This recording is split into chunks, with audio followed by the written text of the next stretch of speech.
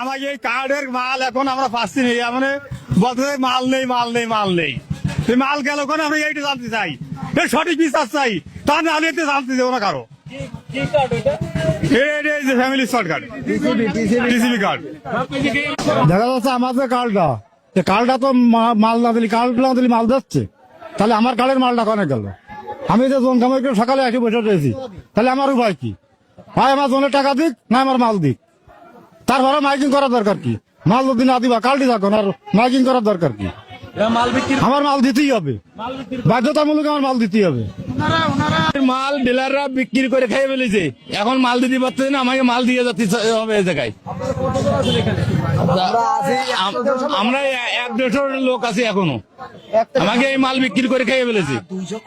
TCB পণ্য দেওয়ার কথা, যাদের স্মার্টধারী কার্ড আছে গতকালকে আপনার মাইকিং করে দিয়েছে, এখন যারা আছে মাল নাই, অথচ আমাদের 4 নম্বরের মাল 3 নম্বরে নিয়ে গেছে মাল। এখন আমরা টিসিবির মাল চাচ্ছি, আমরা সেই সকাল ধরে এসে দাঁড়িয়ে রয়েছে, এখানে কোনো মাল নেই। আমাদের পায়রা ইউনিয়নের 4 নম্বর থেকে আমি আইছি কাদির বাড়ি, আমরা মাল পাই নাই। ওরা বাইরে 3 নম্বরের লোকেরা মাল নিয়ে যাচ্ছে এখান থেকে, আমরা মাল পাচ্ছি না। সমস্ত লোক এই মহিলা পুরুষ আমরা সকাল থেকে বসে আছি। পায়রা ইউনিয়নের 6 নম্বর ওয়ার্ডের তাইছে আমরা মাল পাইনি, টিসিবির মাল। মাইকিং করিল, দিন দিলে আমরা মেম্বারের কাছে তো জানতাম, কিন্তু আজকে আর মেম্বারের কাছে জানার অপেক্ষা করিনি, মাইকিং করেছে, তাই তো আমরা জানি আছে। এই যে আমার বাড়ি বারান্দি, আমার নাম কাদের, আমি টিসিবির মাল নিতে আইছি। আমি ভ্যান চালানি কামাই করি, এবারে এখানে 3 ঘন্টা বসে থাকার পরে বলতেছে মাল নেই। সমস্যা, ডিলার সাহেব এখানে তালিকাবিহীন মাল বিতরণ করতেছে টিসিবি পূর্ণ, ওনার কাছে তালিকা নাই। 541 যে মাল নিয়ে আসছে উনি, তার কোনো তালিকাও নাই, এবং উনি যে কারে মাল দিছে তার কোনো সঠিক নির্দিষ্ট নাই। ওনার অ্যাপসে দেখা আছে, কিন্তু এখানে অ্যাক্টিভ কার্ডধারী 100 লোকের উপরে বাকি থেকে গেছে। আমি ডিসি অফিস থেকে বরাদ্দ পাইছি মাল 541টা,